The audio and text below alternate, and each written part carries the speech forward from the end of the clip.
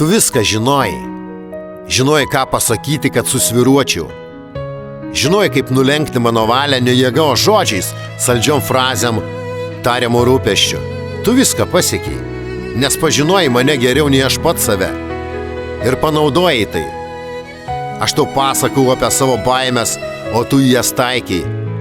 Aš atsiverdavau nuoširdžiai, o tu įsiklausydavai ne tam, kad suprastum, o tam, kad prisimintum. Tam, kad vėliau, kai reikės, galėtum paspausti tinkamą mygtuką. Nes juk žinojai, jei paspausi pakankamai švelniai, aš pats atidarysiu duris savo sielą. Tai nebuvo draugystė, ne meilė, ne rūpestis. Tai buvo žaidimas. Tik tu buvai žaidėja, o aš figūrėlė. Judinai mane, kada reikėjo, sakydama, kad tai bendras sprendimas, tau bus geriau, aš tik noriu padėti. Bet tai nebuvo pagalba, tai buvo strategija. Ir žinai, kas skaučiausia, aš ilgai net nesupratau, kad esi manipuliatorė. Galvojau, kad esi žmogus, kuriuo galima pasitikėti.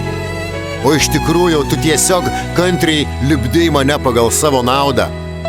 Gavai, ko norėjai ir išėjai, kai manęs nebereikėjo.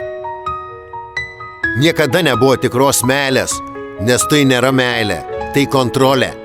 Tai žinojimas, kaip mane palenkti, kaip įtikinti, kaip panaudoti mano jausmus prieš mane patį. Nuo šiol mano širdis bus mano tvirtovė, ne atviras kiemas, kuriame kas nori, tas vaikšto.